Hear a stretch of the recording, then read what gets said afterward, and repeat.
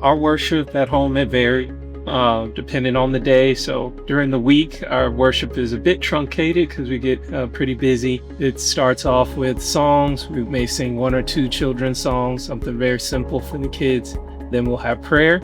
And I really love it when our oldest daughter, when she leads out in the prayer. And then we'll read a very short Bible story. And then after that, you typically close with prayer and a song as well. So we keep it very simple during the week. Just makes life a bit easier to handle during the week. On the weekends, though, things get a little bit more extensive. So on Sabbaths and sometimes on Sundays too, we will add a gratitude. Yeah. So on the weekends, we'll also add like a gratitude session where we'll talk about something that we're thankful for from the week, or if there's something that you want to particularly pray about in the upcoming week. And oftentimes, multiple people may be able to choose a song rather than just one song.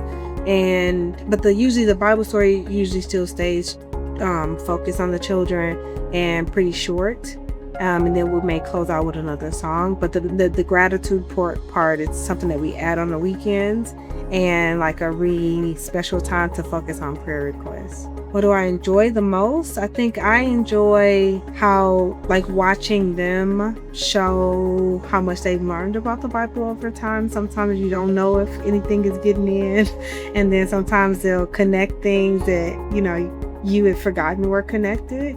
And so that's probably what's the most exciting to me, to see the light bulbs kind of go off for them. One example of that is our oldest daughter, Abby. She loves being the line leader at her daycare.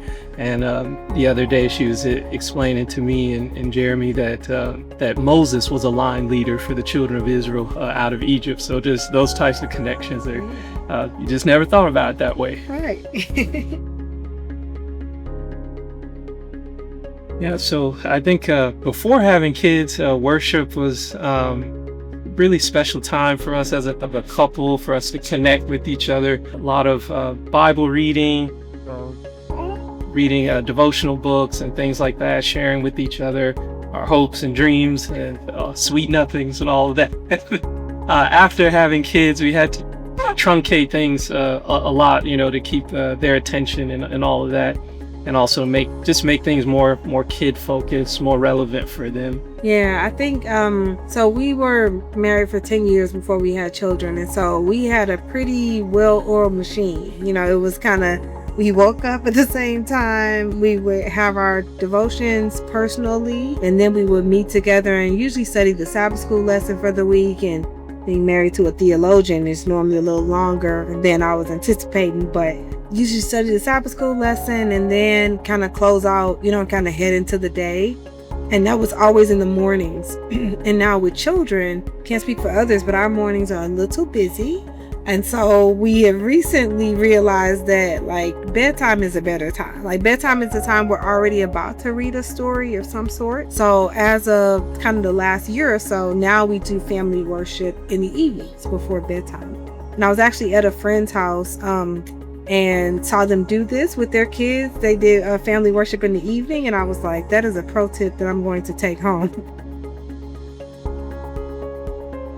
Consistency is definitely going to be a challenge. That's, whether it's family worship, your own personal devotions, the consistency is always going to be a challenge. I remember a professor at seminary reminded us that these things are called spiritual disciplines for a reason. It takes discipline. It takes a commitment to make this thing happen. You're not always going to feel like it. And even if you do feel like it, you're not always going to feel like you have the time. But that's just one of the things that you have to remind yourself, that you can gain the whole world, but it's not worth your own soul, and it's definitely not worth the souls of your children and your family.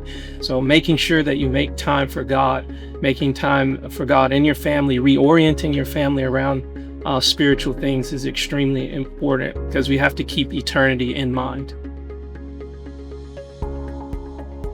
Yeah, I mean, if you haven't been having family worship, the best time to start is now. So even if that means just gathering for a minute or two just to pray together, sometimes that can just reset the tone of your household to just bring that spiritual element back into the family if it's been lost for a while. But yeah, starting off simple, especially if your kids aren't used to it, it can be a bit of an adjustment for them. So keeping things short, keeping things simple. You don't need long drawn out prayers. You don't need, long drawn out Bible stories and things like that. So keep things very simple. And there's plenty of resources online. Adventist Book Center and other Christian bookstores that you can get. You can make it very, very relevant to their lives and help them to be able to envision what the Bible story was trying to communicate. But the other thing is let them have choice.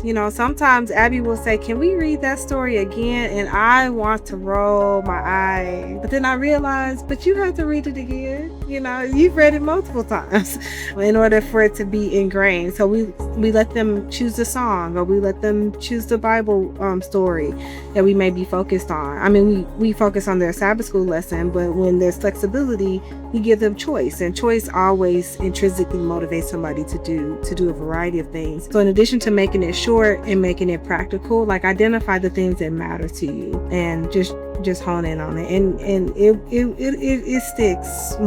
You may not always be able to tell, but it does. Now when we hear Abby pray, it warms our hearts. And even Aaliyah, she's learning to talk, she knows when to say amen.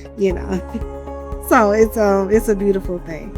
Hallowed be thy name, and kingdom come.